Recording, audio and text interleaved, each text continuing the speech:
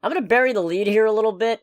I'm actually kind of furious because I have comic news this week, but I can't talk about the comics news without spoiling Thunderbolts * the movie. Wait, is Paul gonna be present? No! Shut up!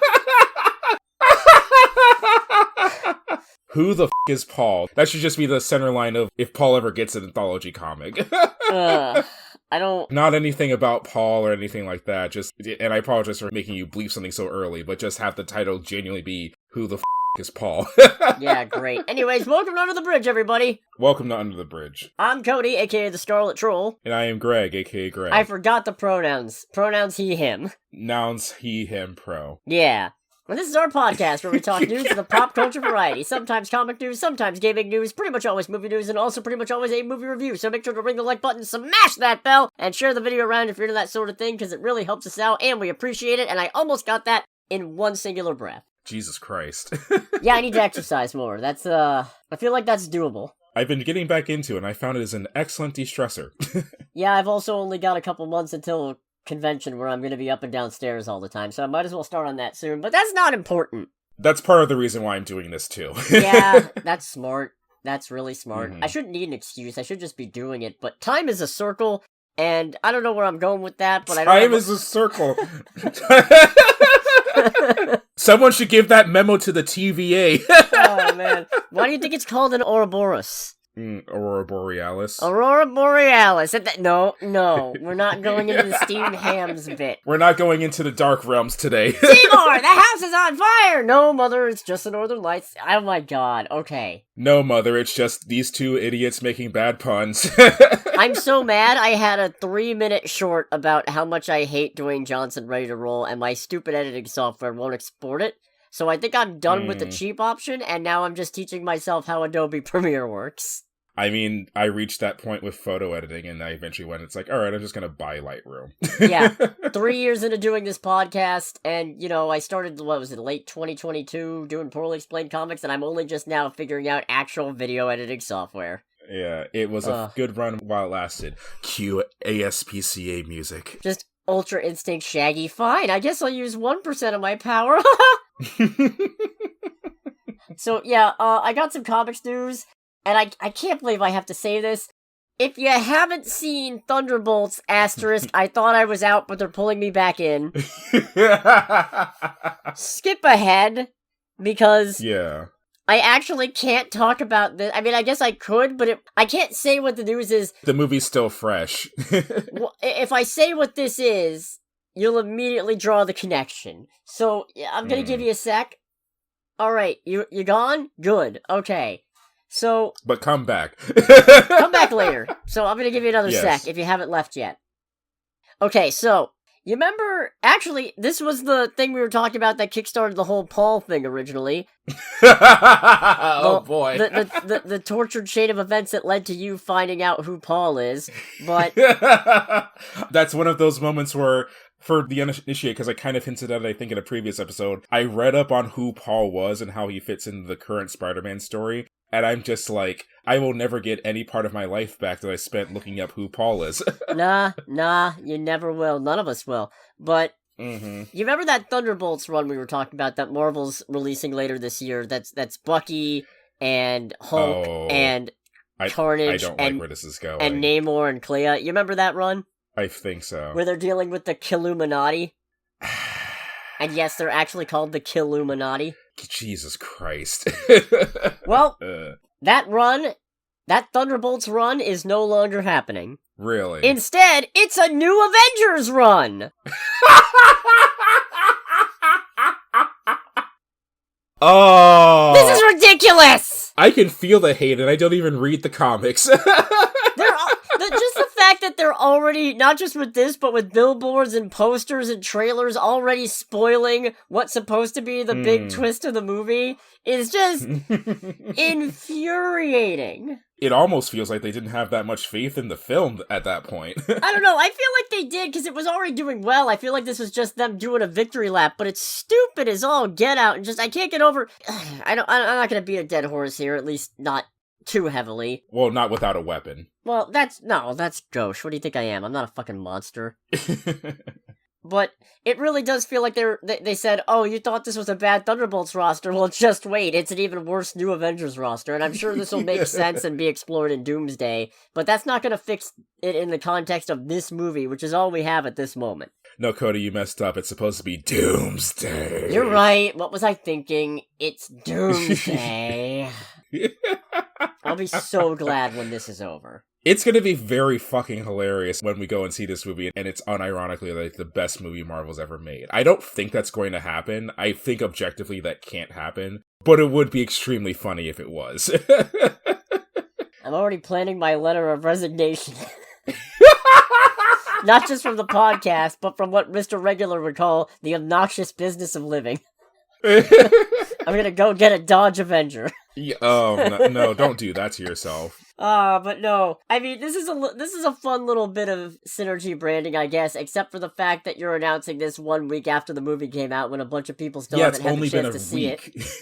Ridiculous. Guys, let people marinate on it. What the hell? Forget marinating on it, let people see it! Yeah. Give them a minute! Jesus Christ! Yeah, that's actually insane. Ugh. I got other Thunderbolts adjacent news, and this one's not a spoiler. But it does have an asterisk. Maybe? Okay. Well, it turns out that Jake Schreier, director of Thunderbolts, asterisk, oh god, I'm gonna have to do this all over again for as long as we're talking about Thunderbolts. This is my curse. What a horrible night to have a curse. What is a man? A miserable little pile of secrets, but enough talk, have at you. It turns out he also got a deal to have rights to the movie 25 years after the fact. No, not that. He's apparently in talks to direct the X-Men reboot. Oh, no kidding. Yeah, and I mean, from a character perspective, I mean, Thunderbolts is a little imbalanced. It's very clearly focused on Yelena and Bob. Yeah, 100%. But, I mean, as an ensemble piece goes, it's a fun ride, so I could definitely see that. Can't wait for it to turn out that it's actually an X-Factor adaptation. That's gonna be fun. Dare I ask, what's X-Factor? It's the original X-Men after they stopped being students, and then they made a team. Okay. And now it just gets used whenever they want another X-Men team, but they don't want it to be edgy like X-Force, and they don't want it to be young and hip, so they don't call it the New Mutants. Okay. And it's not British enough to be Excalibur. Oh, a part of me just died inside just hearing that, honestly. That's the thing, that's a real team. No, I believe you. That's why I died a little bit inside. Yep, that's... I mean, I'd watch it. I'd watch the heck out of that. Just no Wolverine, please.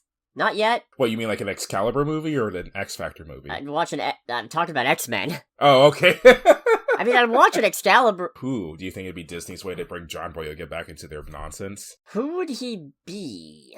I don't know. That's a better question for you, honestly. I mean, he has said he wants to be Bishop. I know we talked about that, and I could definitely see that. If you really want to make a specific subset of people mad, you could make him Captain Britain.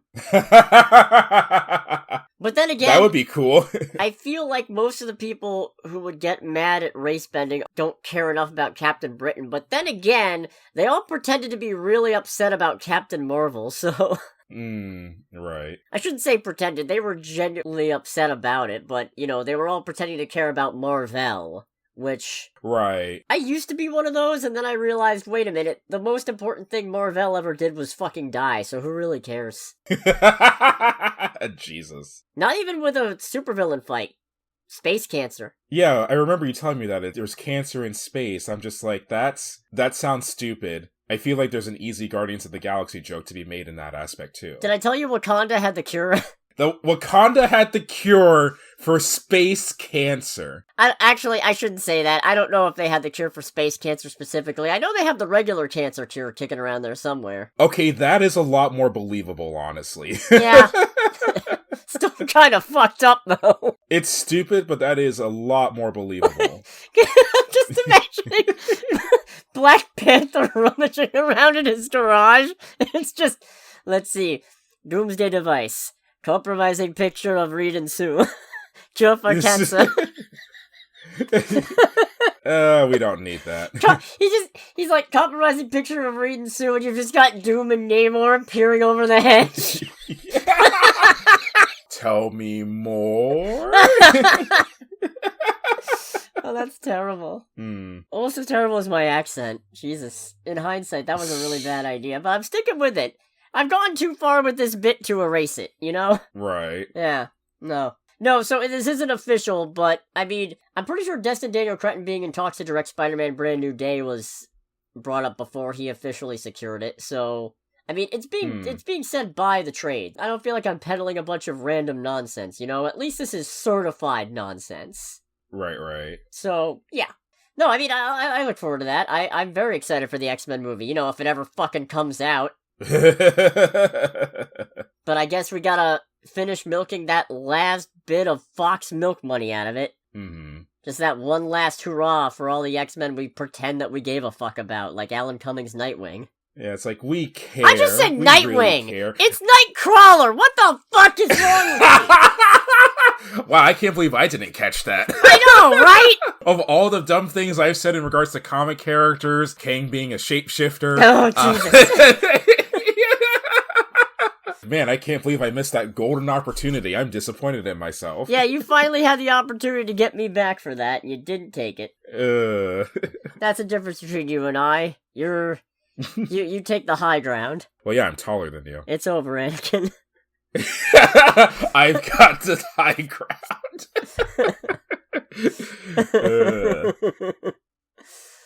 I'm moving on to the DC side of the aisle. Oh boy. So James Gunn was talking about Superman, and he revealed a thing that naturally the internet has responded to with grace and civility. And I'm kidding, all the worst people are throwing. Of course not. Who are you talking about? They're throwing a goddamn shit fit about it, which is that James Gunn has said that apparently the Kent's farmhouse is going to be basically a double-wide trailer of a house, as opposed to, you know, the big sprawling farmhouse that is typical in Superman fare. And what, were people hoping that they could escape the crisis of the housing market in their Superman movie? Get fucked, nerds. I know. Because he specifically brought up that he grew up around a bunch of Missouri farmers, and those farmers didn't have the big, sprawling, elaborate farmhouses. They had the smaller houses themselves. And then people are freaking out going, oh, what, they're making Superman important? No, idiot. The housing market changed. People fucking tanked it. And now, housing is expensive because land is expensive because they want to just make you poor for existing. Right. So, yeah, no. If you gave Superman this big, giant fucking farmhouse, guess what? He'd be Batman! And then Batman just lives in a normal-ass house. Actually, you know what? That would be funny. You give Superman, like, a big country manor, and then you give Batman a goddamn apartment. He has the Batmobile parked in the tenant-only parking. Wait, I've got it. The perfect sitcom idea, right? So... Oh boy. Bruce Wayne is out of money, so he's staying in a crappy rundown Gotham apartment building, and Jim Gordon is his roommate. Oh, that would be fucking amazing. That would be amazing. There's so much potential there. Now, is Jim Gordon aware that Bruce Wayne is Batman? No, of course not. What kind of sitcom would it be if he knew? We need to write this shit down. Write it down. We need to contact a lawyer right now. Oh yeah, a lawyer for an IP, to make an idea on his IP that we don't own. One step ahead of you. I'm writing it down now. Batman. Jim. That I feel like that has genuinely a lot of potential. Apartment sitcom.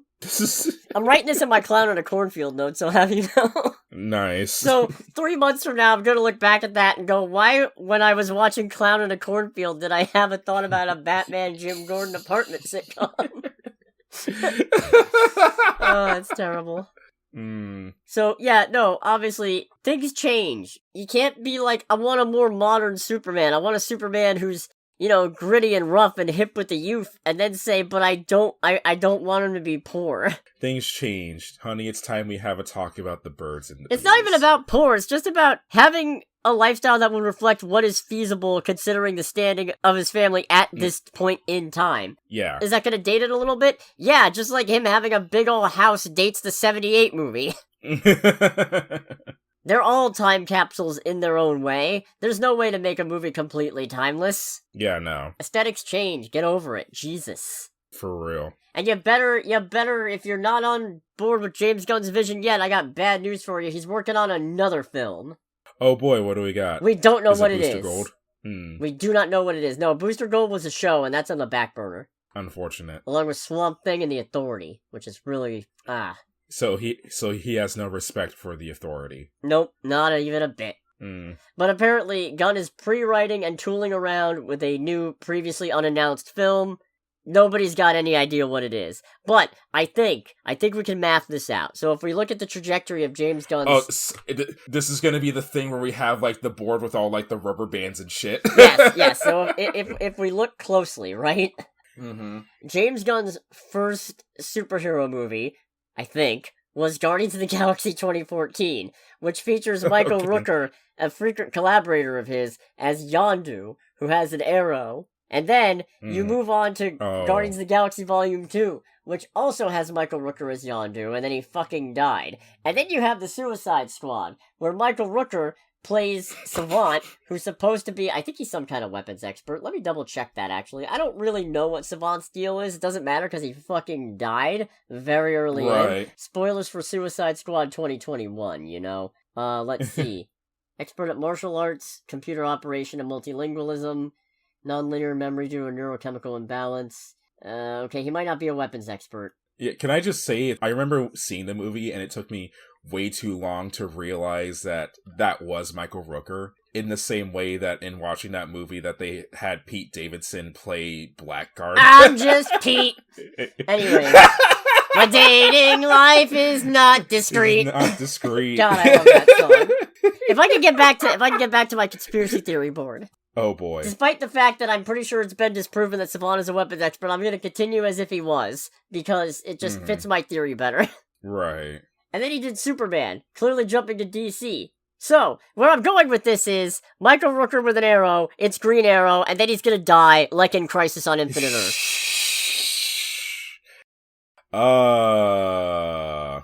That would be fitting. That's not my actual guess, I just felt like spinning my wheels and going somewhere crazy with it. I don't know. Could be Challengers of the Unknown for all we know. Tell you what, though, I'd fucking chop my arm off for a good Question movie. The Question's whole thing is basically... No, wait. Well, wait. What's the... Actually, no, because we already have the Riddler. What's the Question's thing again? The Question's whole deal is being a big conspiracy theorist. Oh, okay. And he's a supervillain. No, he's a superhero. Yeah, he was on Justice League Unlimited, remember? Oh, right, okay. Yeah, no, Question was the big conspiracy nut who was looking very deeply into Cadmus, and at least in that continuity, he's considered a better detective than Batman, because Batman still only considers options that he thinks are logical. Question can just start from nothing. Alright. He cracked that Baskin-Robbins had a secret 30-second flavor. Man's great. That is a perfect use of energy and free time. No ifs, ands, or buts about it. I don't think that's what James Gunn is doing, but God, what I wouldn't give. My arm. I'd give my arm. And now, I got a couple of little bits of things. Okay. We've got some new movie release dates. Oh boy. Yeah! You remember how they're making a Lord of the Rings movie called The Hunt for Gollum? No. Well, they are. Okay. And it's coming out December 17th, 2027. Ooh, that's a ways away. Oh god, yeah, that's still 2.5 years. Jeebus. Yeah, that's a ways away indeed. I thought, that's not that far, but now that I think about it, Yeah, that's some time right there. And it is being directed by and starring Andy Serkis. So, that's fun. Yeah. I mean, I wasn't a huge fan of Venom Let There Be Carnage, but he directed that one. I still think about how that movie made you elevate Madden Web. No, that was Venom The Last Dance that made me that's elevate Last Madam Dance. Web. Yeah. No, Venom Let There Be Carnage, I have thought poorly of since I saw it. Oh, okay. Fair. But anyways. I don't know where I was going with this. Right, Hunt for Gollum. Hunt for Gollum. I still feel like such a fake film enthusiast. I still haven't seen Lord of the Rohirrim. Which ones are those? The animated one. The animated Lord of the Ring movie. Oh, the one that came out, last year? Yeah, I was gonna go see it, and then I got busy. Yeah, I remember that, and it's just thinking like, alright, it looks cool and I like the animation, but I'm not big enough into Lord of the Rings to justify sitting down to watch it. But I do want to watch it. I guess it's like, would I watch it? Yes, but I wasn't into it enough to watch it in theaters. Oh, hey, speaking of stuff you're probably not going to see in theaters, we also have a release date for the next Evil Dead movie. Nah, no thank you, but tell me anyway. Well, it's called Evil Dead Burn, and it's going to be coming out July 24th, 2026. Okay. And yeah, I will watch the heck out of that, absolutely. Evil Dead Rise made me uncomfortable. Yeah, I haven't even seen, like, the old Evil Dead movies, but Rise's trailer was enough to make me go, I don't think I'm gonna have a good time if I see this movie. I mean, the other Evil Deads are much more comedic, except for the 2013 not quite remake, reboot. It's not the same. It's connected, but it's not, it doesn't matter. Yeah. No, the first 3 are much more comedic. I think the third one especially? I don't know, I haven't seen that one. I've seen the first 2. Have I? Now I don't remember. Huh. Well, now I gotta watch my way back through those again. That's fun. Groovy. Yeah. And, also, apparently Jake Gyllenhaal is gonna be starring in an M. Night Shyamalan supernatural romantic thriller. I hate that sentence, and I kind of want to see it because it's got Jake Gyllenhaal. Well, October 23rd, 2026, you'll get your shot. That's about a year and 5 months out. Jesus. Yeah. Oh, it's called Remain. Okay. No idea. Remain to be seated. Yeah. I still haven't seen Trap. Yeah, I was gonna say, neither of us got a chance to see Trap, did we? Yeah, I will say, prioritizing movies that I actually want to see has been great for my mental health, but terrible for my scope of film exposure. Yeah. Well, I got a real choice this weekend, so we'll see how that goes. Right. And then the last bit of news, I know I don't talk about it too often, but you know what one of my biggest you know what one of my many pet peeves is? I was gonna say, just one of the biggest, okay. No, I thought about it, and then I went, no, there's a lot. That's not completely correct. Yeah. Anyways, I hate fake YouTube trailer channels. You mean like the ones that are like, oh, this movie's coming out, but it's just a bunch of cobbled together clips mixed with AI garbage? Yes, I despise them. They are the actual scum of the earth. They are just engagement farming, low effort, absolute fucking deceptive nonsense that just, on a best case scenario, they get my hopes up for a trailer, and then I see whose channel it is, and I go, oh, never mind. Oh, fuck you. Yeah. But for the average person who isn't up to date on the minutia of film development and release schedules, a lot of the time, they create a really bad impression of what a movie is, because they don't know it's fucking fake. Right. The number of times somebody has asked me, oh, did you see this trailer that came out? No, it's a fake trailer. But it said official. They lied! They lie, that's what they do. They lied for clicks. They lie for money, much like the gaming industry. They lied to get back into the White House so they could stay out of prison! Don't at me. Or do, I could use the engagement. Because I don't make fake fucking trailers to do it! Yeah, exactly. This is the real shit. I was going somewhere with this. Right, I remember now. Mm-hmm. 2 of the main purveyors of this garbage, Screen Culture and KH Studio, were previously suspended from YouTube in March. Okay. And now, YouTube has also suspended ad revenue for their alternative accounts, Screen Trailers and Royal Trailer. Nice. Yes! Great. Good. That's Get good. them off the grill. Yeah. Never let them cook again. Exactly. Their license has been revoked. Their license to grill has been revoked. It gets grosser, though, because it turns out a handful of Hollywood studios, rather than just demanding that trailers get taken down, were actually claiming ad revenue for these fake trailers. Jesus Christ. Disgusting. We already make enough money, loads of money, more money than anyone could ever do in their life before they die. It's like, what do? We make money off of other people's fake bullshit. Based on our bullshit. Yeah, based on our bullshit. Yeah, we could, take them down and have them fucked off because they're stealing our IP and all that. Or we could just take their money. Let's take their money. Yeah, YouTube's monetization policies state that if creators are borrowing material from others, you need to change it significantly to make it your own. Videos must also not be duplicative or repetitive and should not be made for the sole purpose of getting views. Well, no worries here. Nobody watches this. Thanks for watching if you're still here. I mean, I was going to say, that last one doesn't fit because that's literally half of the fucking website, at least. I know, right? Crazy. Yeah. Anyways, I just wanted to bring that up as a victory lap because fuck Screen Culture. Absolute goddamn vultures they be. Mm-hmm. Let's go to trailer time. Let's do trailer time. It's trailer time again. We've got movie previews to watch. It's trailer time again. Where do you want to start? Well, my bias says F1. Yeah, I realized the moment once I asked. Okay, F1. I'm actually digging this. I'm digging it too. It looks neat. Definitely leans more into the drama portion of things. Much more than we've seen in previous trailers. Yeah, they're really selling the animosity. Yeah. The hunger for victory. Yeah, it's the whole thing of Sonny Haynes, proved by Brad Pitt being this accomplished but controversial racer is the vibe I get, who's come back in the F1 and everyone's like, okay, but why though? And then there's, I forget the young dude's name. Hold on a second. Noah Pierce, played by Damson Idris, who's just, I'm this new young upstart and this guy's just gonna get in my way and like taking pot shots at him because he's old and stuff like that. And together they fight crime. Wait, no. Yeah, for real. One thing that is very funny and also pretty jarring for me personally is the fact that, especially as someone who very closely follows Formula One as a sport, is the fact that this movie is based on the 2023 season, and almost half of the grid is not on the grid now compared to like 2023. That's pretty funny. That's fucking jarring.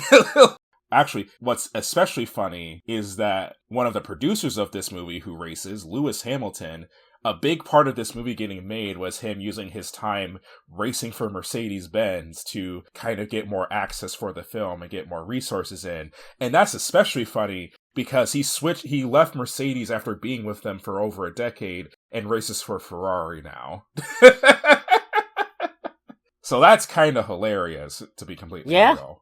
Yeah, like half the grid either doesn't race in the sport anymore or race for completely different teams compared to where they raced for in 2023. So to me personally, that's kind of hilarious. That's showbiz, I guess. Yeah, for real. No, I mean, I'm still probably gonna go see Megan 2.0 over this, but if I get the chance... I mean, this is not my number one priority for hopefully obvious reasons. No, I don't blame you there. Yeah. Apparently they just also released the soundtrack for this movie, and they have a whole bunch of people in it, many of which I think neither of us are really familiar with. There's a woman named Rosé who has a song in this, and she's part of like apparently, I say apparently because I don't follow like the K-pop industry in the slightest, but she's part of like a major like K-pop group, and there's been called Blackpink. Oh, hell yeah! Okay. Alright, so I really am alone. I mean, I'm not super familiar with Blackpink. I mostly only know them because they did one of their songs was in one of the trailers for Unbearable Weight of Massive Talent, and I was listening to it on loop. Oh, okay, fair enough. Yeah, I don't know a lot about the group. I know, apparently she's very close friends with Lewis Hamilton. Oh, that's neat. Yeah, or at least from what I gather. Or at least they're more than acquaintances, if that makes sense. So that's fun. A lot of people were making a big deal out of that, and I'm just like, alright, cool. I don't know anything about her music, but that's neat. She's pretty hot. That's about the best I can give you. Okay. So that's actually something that I do want to listen to, because I'm not sure if I ever said this before, but I distinctly remember when the soundtrack for Black Panther was released publicly before the movie came out, and that did make me a lot more open to movie soundtracks, because Black Panther's soundtrack was so fucking good. That was a really solid soundtrack. Yeah, just like, okay, so these can be good. So yeah. Yeah, we got more of the drama, and we got more racing stuff, and I'm the only one who cares about the racing stuff, so looking forward to it. Yeah, same. Definitely more than I was, I'll admit. Mm-hmm. We also got a trailer for Jai Courtney is Captain Sharkarang. Oh, okay, I got confused. Like, is there another trailer that I missed this week? No, I'm talking about Dangerous Animals. Yeah, is this something based on I can't remember the name of the story, but I remember distinctly reading a story my freshman year of high school about these, I think either a guy or two guys who go like hunting and whatnot, or fishing in the sea, and the end of the main twist at the end is that the most dangerous animal is man. And I'm like, is this what this is? Is that what they're going for? I don't think that's what this is. Okay. I thought you were going to ask if it was a 47 meters down. Nah, not that. Well, it's not. No, it's Jai Courtney's a serial killer who kills people with sharks, I guess. I mean, I guess he doesn't kill people with... No, he kind of kills people with sharks. Fair. Unless they're lemon sharks. Looks really dumb. It looks really fucking stupid. I'm very excited. It's hard for me to care about this, honestly. Really? Yeah, because it's just the thing of... Honestly, what did it for me was the first 20 seconds of the trailer. It's like, oh wait, alright, you're here. Are you ready? Just stabs the dude with like an insane amount of blood on his body and just pushes them into the water. I just looked at it as like, this movie's fucking dumb. I mean, I can already tell where it's gonna go. She's gonna knock him into the water and the sharks are gonna kill him. Yeah, I mean, it's too obvious at that point. Oh, it's 100% obvious, but that's part of the fun. I mean, I don't necessarily need things to be subtle. You'll see when we get in the movie review this week, but... Yeah, but it's still one of those things where it's like, this shit is more transparent than one of the fun color N64s. Nice! You know somebody is just crossing their fingers going, this is gonna be the next Jaws. This is gonna be the next Jaws. Yeah, but I don't know about that, because this movie seems to actually want to take itself seriously, where I feel like with Jaws... What the fuck do you mean? No, hold on. No. What do you mean Jaws isn't taking itself seriously? Well, it's hard for me to take it seriously, but I realize I might be getting it mixed up with Sharknado at the How same do you time. get Jaws mixed up with Sharknado? Because they're both stupid shark movies. What do you mean? One is just a lot more honest about being a stupid shark movie. Fun fact, Brad Keselowski, famous and very successful NASCAR driver, actually fucking dies in one of the Sharknado movies.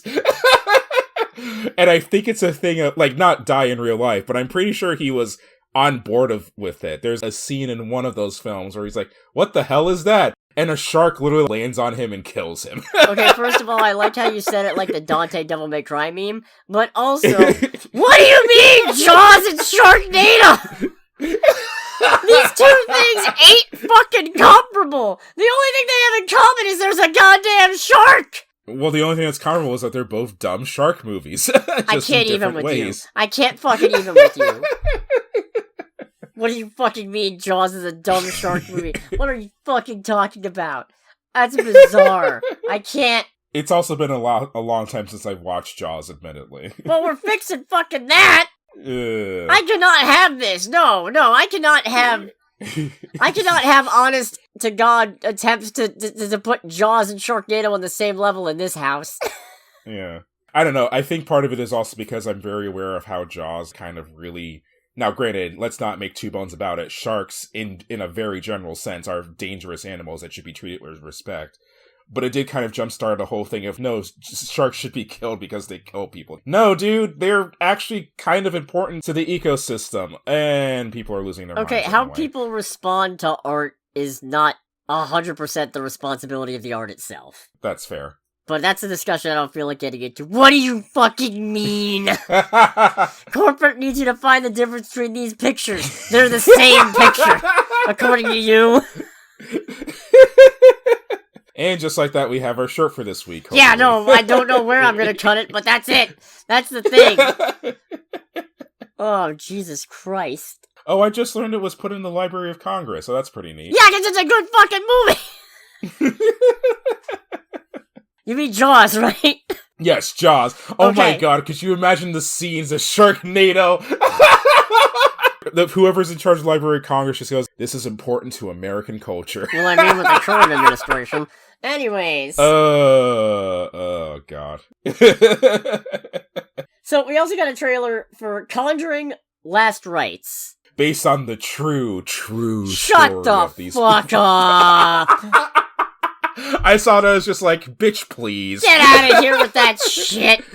Yeah.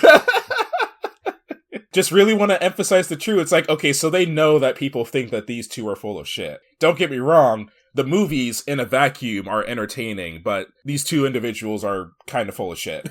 If I've got two problems with...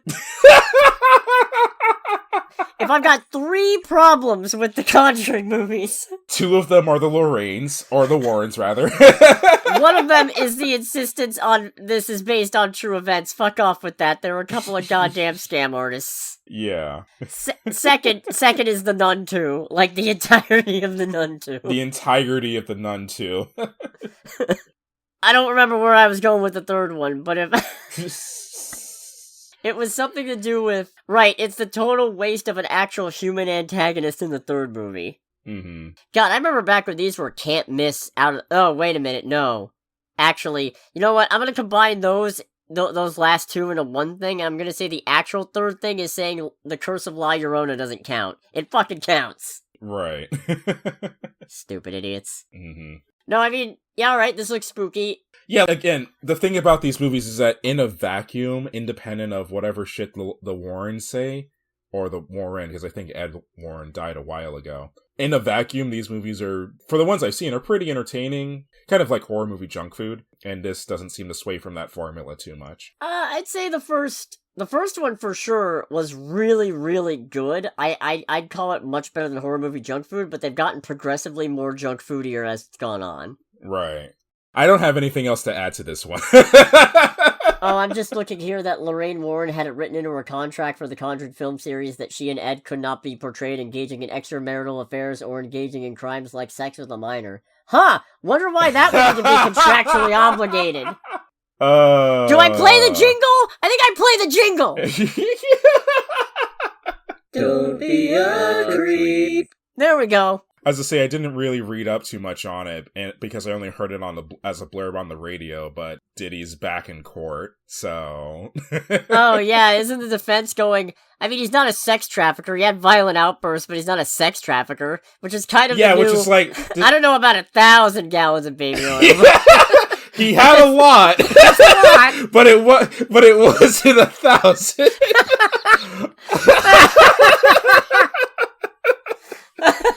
Oh, that's still one of my favorite bits from Josh Johnson. I might actually rewatch that whole comedy set after we're done with this. You know, I didn't have on my bingo card that the Conjuring Last Rites trailer discussion was going to lead to the return of Don't Be a Creep.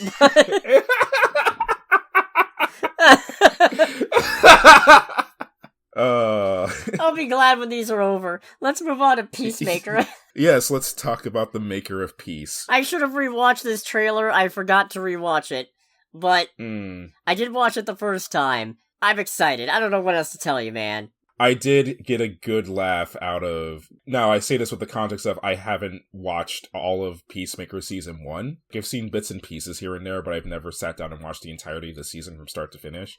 But amongst the many things in this trailer that are genuinely very funny, one of the ones that really got me was whoever the female blonde character is, how she's with her therapist or whoever. Oh, yeah! I think...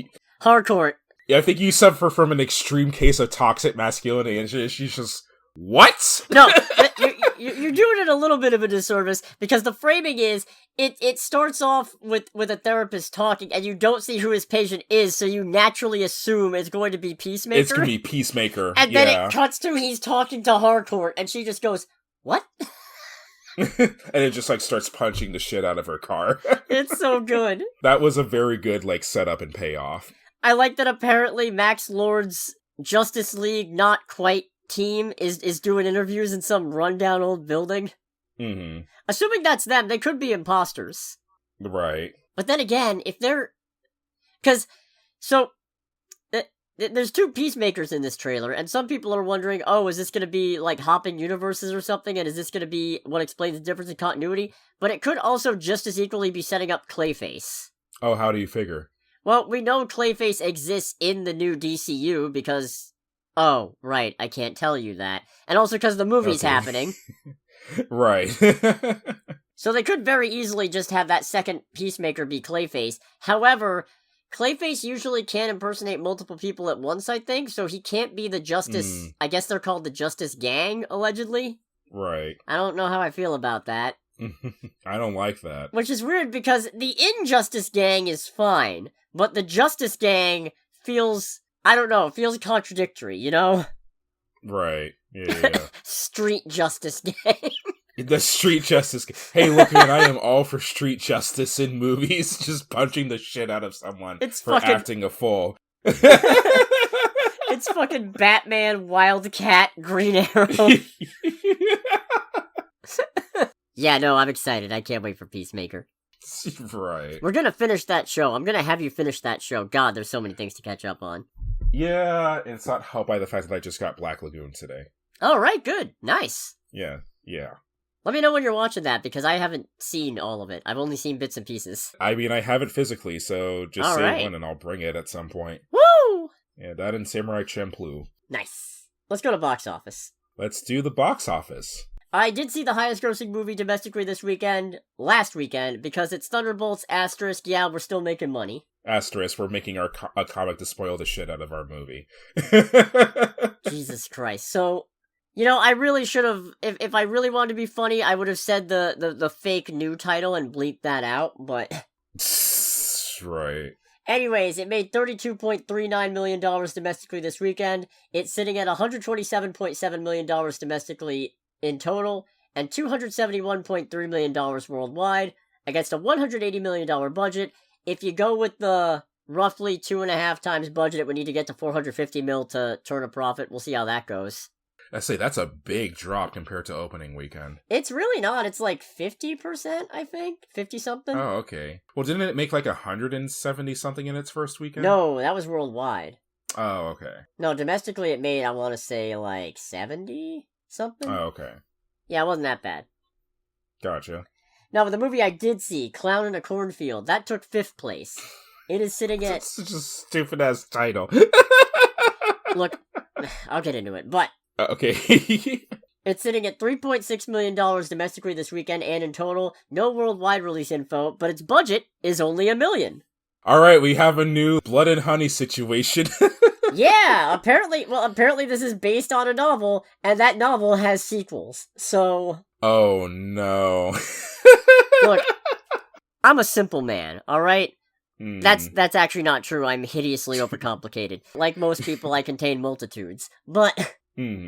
I hear a movie is called Clown in a Cornfield. I see a movie called Clown in a Cornfield. The movie does, in fact, have at least one clown in at least one cornfield. It's a decent movie. Therefore, you are satisfied. In fact, because I'm such a simple-minded individual, I actually have this in the, what Martin Scorsese would call cinema tier. And I know... Really? I know. This is just a me pick. Okay. This is not a classically good movie. Is this one of those, like, this is objectively not a good movie, but I absolutely adore it type of situation? I would call it an objectively decent movie, but subjectively... But it hits all of your high points. Yeah, subjectively, I elevate it to great, because my one biggest critique is that the movie is not particularly subtle, but... What am I supposed to fucking do? Am I supposed to, with a straight face, say, oh, sorry guys. Clown in a cornfield. Sorry guys, I gotta take points off. Turns out Clown in a Cornfield wasn't avant-garde enough for my delicate cinematic sensibilities. Now, if you'll excuse me, I'm gonna go rewatch my favorite movie of last year, Hundreds of Beavers. With, like, whipped caviar to serve. Yeah, no. I've got foie gras and fucking whipped caviar. I'm not gonna do a good accent. It's like, now if you'll excuse me, I will entertain in the high art of Hundreds of Beavers. Marianne Chippers. With my plate of caviar and my Baja Blast Mountain Dew. Disgusting. Oh, that sounds nasty, just that combination. It really do. No, so...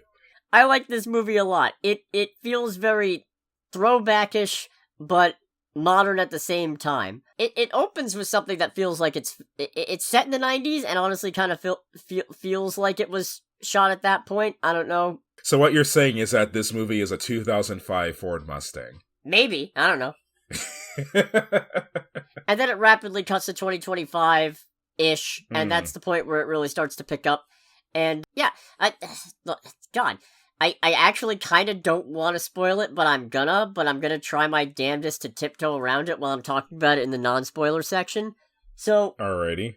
Our main character is Quinn Maybrook. She is played by Katie Douglas, and she and her dad, Dr. Glenn Maybrook, played by Aaron Abrams, have moved to this town, Kettle Springs, for reasons. For reasons, okay. Her dad's taken up as the new town doctor, because there are towns that still only have the one, I guess. Hey, Doc, I need house. Like, do you have health insurance? No one in this town has health insurance. Well, bad news for you, friendo. Yeah, bad news for the population of 500 people here. Oh, right. I probably shouldn't use friendo in this case, because that is the name of the clown. I'm Bobo the Clown, I'm Bobo the Clown. Anyway. No. Friendo the Clown. He's the mascot of Bay Pen corn syrup, don't you know? What? Yeah. Okay, there's a note I have really early on from the 90s bit, because the clown constantly uses a little tiny toy Jack-in-the-Box as a calling card, and there's a bit where the first victim back in the 90s flashback is just sitting there with a delighted smile on her face, it's a small smile, but it's clearly an entertained one, just cranking the Jack-in-the-Box. And I don't care if you're high, drunk, clinically brain dead, doesn't matter. I ain't know a single person would ever got any kind of joy out of a Jack-in-the-Box. Yeah, Jack-in-the-Boxes sucked. Terrible things they be. Although I've never been to the restaurant. Same. There aren't any anywhere near here, are there? No, there's like none in the state of Florida, and that's especially funny because I distinctly remember like a few years ago, I was constantly getting advertisements for Jack in the Box, like on YouTube, Spotify, like anywhere that I watched or listened to something. And I just, at one point, it's like, where is the nearest Jack in the Box? I think it's like in either like Georgia or Tennessee. South Carolina might be a little closer. I don't know for sure, though. Probably depends on exactly where. Yeah. Definitely not Florida, definitely not Georgia, though. Yeah. Dang. You know what I really wish we had? I wish we had an In-N-Out. I've never actually been to an In-N-Out. Right, because they're fucking nowhere near here. They're all, fucking they're all like West Coast shit or something. Yeah. Well, granted, it's a thing of I haven't really had a lot of excuses to go outside of the state of Florida, but even still. Yeah, it's a big state. It's a pain in the ass to get out of. Yeah, you're not wrong. You gotta go through fucking Georgia and the rest of Florida. Terrible. Right. No, I really want to try animal style someday. On a burger. You sickos. On a burger. It's gonna be like some special meal that they have when Dangerous Animals comes out in theaters. How did we get here? Right, I was talking about Jack-in-the-Boxes. Quinn rapidly falls in with this one crowd of people. They're I think they're all adults playing teenagers, but it's kind of hard to tell. You know how it goes. Oh boy, Glee. Good old Dawson's Creek. No, Glee probably is more contemporary, isn't it? Unlike Moody's Point, how is Amanda Bynes doing? I shouldn't overuse that joke because I realize that by leaning on that joke, I am undermining its entire point, which is that Amanda Bynes is probably better off without a bunch of obsessive internet weirdos trying to figure out what she's up to. Right. So, you know what? I'm retiring that joke, officially. Retiring that joke like the entire Thanks Obama subreddit retired itself. Yep. Right, Popular Kids. They have a YouTube channel. Popular Kids. Okay. They make a bunch of videos about Friendo being a serial killer and killing people. Oh, that's fantastic. Yeah, they all dress up in the Friendo costumes and they they don't do actual murders, but they make movies in which Friendo does murders. Nice. I'm sure there's no repercussions from that whatsoever. And then Friendo starts going around committing murders. And that's the non-spoiler section of it. So Quinn has to navigate both the struggles of moving from Philadelphia to the middle of bumfuck nowhere and all the trials and tribulations that come with that, as well as navigating a cornfield full of a murderous clown. Nice. Yeah, thanks. I was quite proud of that one. And I mean, like I said, it's really hard for me to describe in the non-spoiler section why I like this so much, but the short answer is because I was promised a clown in a cornfield, and I got that. And you got a clown in a cornfield. I did, and it's really fun. I mean, I could maybe stand for a little more clown kills. They lean a little more cornfield than clown as far as the kills go, but... I mean, to be fair, it's also, small town USA, population like maybe 200? I don't fucking know. Right. So what are they gonna do? Have an entire big top fucking full of clown supplies? Nah. Nah. Also proud to say, the movie bamboozled me. Oh, did it? I was Speckledorfed. I thought I had this on lock. I went, oh, this is telegraphed. This is fucking easy money. If I were a betting man, which I don't let myself be, then good. Yeah. let me tell you, I'd be making all kinds of bread on this. And then the twists happen, and I went, oh, fuck me, never mind. Okay, yeah. I'm broke now. I'm in danger. Yeah. That's pretty good. The characters stopped just shy of being, at least, okay, Quinn and her dad stopped just shy of being unlikable. A couple of the side characters veer there, here and there, but it's not so awful that I'm actively rooting for them to die / getting mad that they're not dying fast enough. Well, that's good. That's encouraging. It's also pretty well paced, and it right around the point when you start to think you've got it all figured out is when they really start to ramp it into high gear. So that's neat. Alrighty. Yeah. Also, the first kill. The rest of them aren't given the same detail and love and attention, but the first modern day kill, I should say, not counting the 90s flashback, is actually very well done. It's proper suspenseful. The way that the set is lit, there's just enough dark corners and just enough odds and ends and weird potential hiding spots where you constantly are expecting Friendo to pop out of nowhere, so when he finally does show up, you know it's coming, but you've spent so much time trying to figure out where that it still feels like a gotcha. Okay. So that's really nice. The rest of them aren't quite as impressive, admittedly.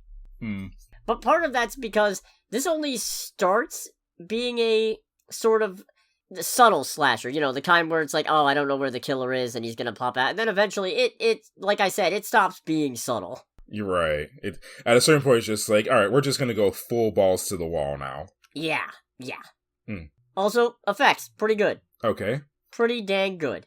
Alrighty. A lot of blood in this. Cartoonish amounts of blood. I don't know about cartoonish. I don't know. I don't know that I'd say cartoonish. I mean, considering some of the implements that are used to commit a murder, okay. It's more expected than cartoonish. Alrighty. So I'll give it that. I can't really talk about what the messaging is, because that's going to spoil everything. Valid. As I said, what it is not subtle, and I cannot wait to tell you why. So, what I'm gonna say is this is definitely worth seeing if you're into any kind of slasher movie. Alright. Eli Craig has done a really good job with this. Apparently, I will say, just for disclaimer, people who have read the novels are saying that this is not a particularly great adaptation and that certain scenes have been watered down. And that is... Okay. Watered down. That is probably a valid take to have. However, I am not equipped to judge it based on that. I have not read the book, Clown in a Cornfield. I'm just here for the movie, and what I say, having seen the movie, is I liked it. Alrighty. So if you've read Clown in a Cornfield, let me know. Interested in having the discussion. But if you don't want to get spoiled on the movie Clown in a Cornfield, make sure to click away in 3, 2, 1. Okay, so there is not subtle, and then there's this movie. There is having the mastermind of the entire thing, who is the quote-unquote town oligarch, who looks suspiciously like Elon Musk, wearing clown makeup. Played by the gentleman who plays Shaggy. No, it was Kevin Durand, actually. Oh, okay. Yeah, he was the Blob in Origins Wolverine. Okay. And wait, which Robin Hood movie was this? Okay, not the Taron Egerton one. Good. Oh, fuck! He was Proximus... Wait, he was Proximus? What do you mean? I thought... Oh! He was Proximus Caesar in Kingdom of Planet of the Apes. I thought that was Toby Kebbell. Who was Toby Kebbell? Toby Kebbell was in a different Planet of the Apes movie, wasn't he? Yeah. Guess so. Alright. Now, he was a real good Proximus Caesar, too. Okay. And now he's Elon Musk light in clown makeup. Would that be whitewashing at that point? No, he's South African. Oh, fair. So yeah, I was dead set. I was convinced because Quinn very rapidly develops chemistry with Cole Hill, who is the richest guy in town's son, and he's kind of a shifty guy. I mean, aside from his friends all make a bunch of murder clown videos. And right. There's a whole thing where he seems distant and a little bit aloof, but ultimately well-meaning, but there's a whole dark secret about his sister dying a year or so ago in an accident, and I went, oh, he's friendo. He's the clown. It's gonna turn out this is a family thing because his dad founded the town, and not his dad, but his great-something granddad founded the town and invented Friendo the Clown. So it's gonna be this is a legacy thing. It's handed down family to family. I know it. I've got it. And there's a bit where Quinn and Cole start making out, and then Cole backpedals, and he says he's got a lot in his mind, and I went, yeah, I bet, because you're the fucking killer, aren't you? And I thought, it was Bad Boys Ride or Die all over again, I thought. I had it from Orbit. From downtown, I thought. And then it turns out... This man literally breathed, and he's like, I got it. He's the fucker. And then it turns out, Cole's not the killer. Cole's just gay. Oh. Yeah! And deeply in denial about it. Nice. Because there's this other kid, Rust, who's this weird, socially awkward kid who likes hunting and fishing, and he's got something going on. It turns out that something going on is that he used to be Cole's friend, and they're holding a torch for each other. I almost want to say, oh, that's cute. No, it's really good! It's really fucking good! Okay, considering what this movie is, it's like, I feel conflicted about saying that's cute. Because they both live at the end. Oh, good. Thank goodness. And then they start kissing, and then Quinn walks in, and she goes, this has been a very confusing night. Oh god, it's like Bottoms all over again. Yeah, I think I'm gay. I'm not, but I really like gay porn. No, it turns out... Okay, so one of the best bits about this movie is, like I said, I was thoroughly convinced that Friendo was Cole.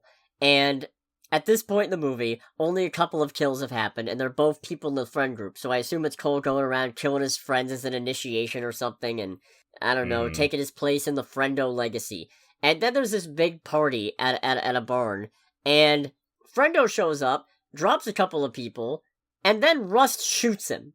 And finally! And he's seriously! Yeah! You know, like, hold on a second. It really is a thing of indies, because I feel like we've talked about this multiple times before, like, how indies horror movies, these, like, slasher horror movies, where it's very clear that the person doing the killing is a person. No one has a gun. Nobody has a gun. See, my entire problem with the Scream movies. 6 movies in, somebody should figure out when you knock him down, don't fucking run, don't fucking turn around, just fucking stomp him in a floor ketchup, man. Unless he gets up, reveals himself as Wesley Snipes, and says, motherfucker, are you out of your goddamn mind? Just keep beating him or just shoot him. No, so Rust shoots him, and I went, oh, this feels early. This feels very early in the movie for this sort of thing. And then more friendos come out of the cornfield, and I went, oh! Oh, we're doing this now. It's a conspiracy. It's a convention. It's a clown convention. They all came in the same car. Yeah. Great. Carpooling to a whole nother level. More clowns start coming out of the field, and Quinn just goes, holy shit, that's a lot of friendos. It's like, but no friendos for you, that's for sure. Yeah, no, it was, that was the point where I was like, okay, this is fun. This is good. It turns out a lot of adults in the town, one of the diner waitresses, the sheriff, rich kid's oligarch dad, they are all responsible for the friendo killings because apparently every so often the town gets a bad batch of people who come in. Sometimes it's hobos, sometimes it's hippies, sometimes it's the next generation of teenagers. I was gonna say, I was fully expecting you to say sometimes it's hobos, sometimes it's hippies, sometimes it's black people. Oh, I'm sure. Yeah, like, that's where I thought that was going to go. It's never brought up, but I'm sure. These are the kind of folks who would just, like, let Friendo do the lynching. Yeah. And by let Friendo do the lynching, I mean dress up as Friendo to do the lynching. Oh, okay. Yeah. You know who they voted for. But No, so once that shifts and it becomes about getting away from this legion of killer clowns, whole other ball game. That's a cursed as fuck sentence. Right? They're not even from outer space. Oh man, I forgot that movie existed. It's a good one. Mm. We should watch that too. Right. I feel like that's a contender for the next It Came From Under the Bridge, honestly. Alright. Maybe. I don't know. I forget what that movie's rated. Mm. We're gonna have to figure that out. No, there's a really great bit where once the first friendo starts killing people at the barnyard, somebody gets shot in the back with an arrow, and Ronnie and Janet, who are two other members of the Friendo YouTube channel group, are just, they're convinced that it's their friends who are dead at this point, but they don't know that. Pulling a prank on them. They go, "Oh, nice job. Yep, real convinced that she's dead." And then the friendo also throws one of their friends' heads in a friendo mask, and they assume it's a plaster cast, so they're fucking around with it. Oh, no! No! And then Quinn kneels down to the girl who got shot with an arrow and goes, "I can't feel her pulse, guys. I think she's actually dead." And then one girl who's currently holding onto the head looks at it and just is like, "Oh, God!" And then she dies like 15 minutes later to a chainsaw. Feel like that's a staple of this kind of movie. Oh yeah, there's chainsaws, there's pitchforks, there's... Apparently there's guns. One of the friendos gets a cattle prod to the throat. Nice. By which I mean, Quinn kills the sheriff by sticking a cattle prod in his mouth. Ooh. Yeah. Ooh, damn. All right. right. Real good. It's real good. One clown gets absolutely splattered by a car. It's a stick shift, too. So does he get splattered? Wait, because you emphasize it's a stick shift, that creates questions. Right, I'm jumping all around because this is a really funny movie. So, as much as the movie is pro the next generation, anti small town conservative stick in the muds, there are a couple of jabs at the younger generation's expense. Like at one point, Janet and Quinn are in a house where they're trying to call for help, but it's a rotary phone, and they don't know how it works. Okay, that's just unfair. No one's... even speaking as someone who genuinely wants to have a rotary phone for literal shits and giggles, no one under the age of 80 knows how to use a rotary phone. But it's fucking funny, because they're just like, what kind of phone is this? Freaking out about it. And then there's a bit... They set up a really good running gag of when Quinn gets in serious trouble with her dad for hanging out with this group who cause a bit of mischief that ends up wrecking the Founders Day parade and setting the Friendo float on fire. He reveals that he got her a car, but now she's, not gonna get it because grounded for foreseeable future, and it's a stick shift. Right. And she complains that she doesn't know how to drive a stick shift, and he goes, "Yeah, I know, I was gonna teach you, it was gonna be a whole bonding thing, but..."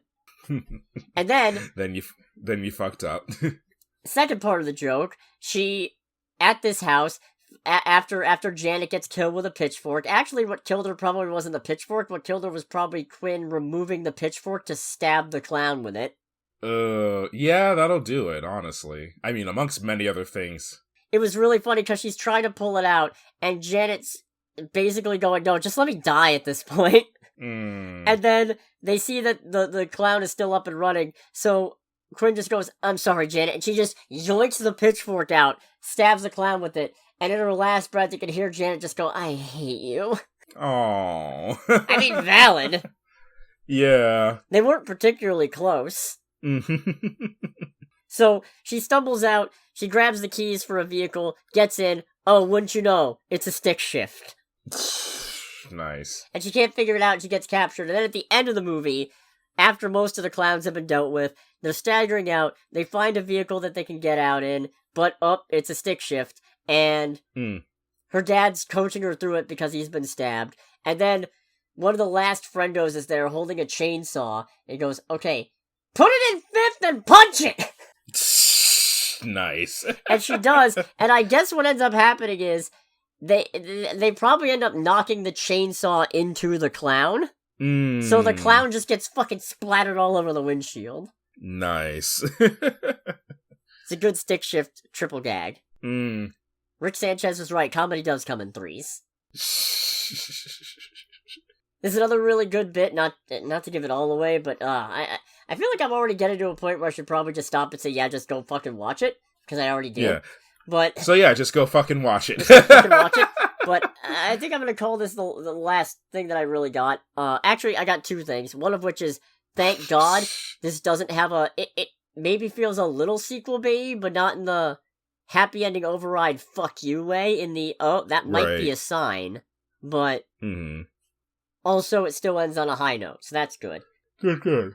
But Quinn's dad ends up getting involved because he's driving around looking for his daughter who snuck out, and he sees that his practice has been broken into, and it's because when the barn attack first started and more friendos showed up, Rust shot one of their hands off with a shotgun.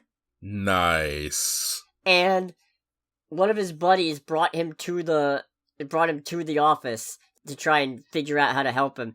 And when the doctor shows up, he threatens him with, you're gonna save his life or your daughter's gonna die. So her dad sets up an elaborate thing where he starts getting the other clown to help him with stuff, all just so he can get his hands on a knife, and he stabs the other clown in the neck, and he goes, "Oh, I'm sorry about that. Look, you're gonna want to leave that in because the clown's still pulling it out. No, you really want to leave that in." Pulls it out. Oh, there goes your carotid artery. Now you're gonna die. Yeah. True to form, he drops dead. Right. It's really good. No, this has a very heavy holding on to a old-timey puritanical view of what society is supposed to be is only stifling the world. It's crushing the youth. It's destroying the future. Get out of here, Elon Musk. That sort of thing. For real. I'd say that's a little too on the nose and topical, but I mean, the man is literally... It's right there. He looks so much like Elon Musk, and the fact that they put him in actual clown makeup... Hold on a sec, can I find a picture? One sec. Oh, here we go. Here we go, now you'll see what I mean. Oh boy. Look at this fucking shit. Oh man, that... I was not fucking kidding. That is not subtle. I would honestly say, if it was possible for you to put it in like the YouTube version of the podcast, you should. But I also don't know if you'd get in trouble for that. I might include it on the thumbnail. Okay, that's pretty good. Yeah. No, you know what? In fact, it's the upside down image on the thumbnail. The one that's above the under the bridge. Nice. Yeah. No, not subtle at all, this movie, and that's why I put it on what Martin Scorsese would call cinema. I don't know if it's still going to be there at the end of the year, but... But for now, it's there. For now, it's definitely there. I think that about wraps this up. Alrighty. In which case, thanks so much for watching, everybody. You know what to do. I already went over what to do it. Next week, there's not a lot of options, really. No, there really isn't. There's Hurry Up Tomorrow, which I'm probably going to try to go see. Yeah. And then there's Final Destination Bloodlines, which, on the one hand... No, thank you. On the one hand, I've never gotten through even the first Final Destination. I got to the part where that one kid starts choking on his shower cord, so obviously I didn't get very far at all, because I think that's the first actual death aside from the plane crash. And so it's about the point where the blood vessels in his eyes start tearing open, and I went, oh, this is just unpleasant. I don't want to deal with this. Yeah, this is too much now. Maybe I'll come back to it, and then I never did. However, I think this is the last performance of Tony Todd. Okay. So out of respect for the Candyman himself, I might need to. You might power through it. I might force myself to power through it. Alright. Tell you what I'm gonna do. Oh, actually, wait, is it that? No, Devil May Cry, the series is already out, so... Okay, are we looking for an excuse to watch the Netflix Devil May Cry show? No, but apparently he's got a role in it. Oh, no kidding. Yeah, I don't know who. Okay. Oh god, so does Kevin Conroy. What? How? How long ago did they make this? What, the Netflix show? Yeah. Oh, I think it's been in production for at least a year. I should think Kevin Conroy's in it. Yeah, because it was announced, I want to say the project was announced at least a year or two ago. Huh. Anyways, regardless of whether or not I forced myself to sit through a Final Destination movie, this has been Under the Bridge with Cody, aka the Scarlet Troll. And with Greg, aka Greg. And we'll catch you all next week. Goodbye, everybody. Bye!